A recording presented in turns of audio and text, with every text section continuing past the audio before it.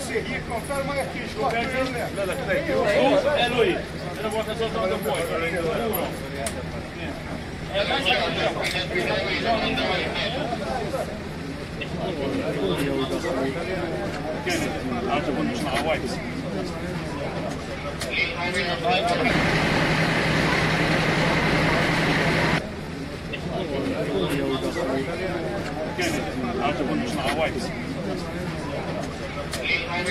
aqui.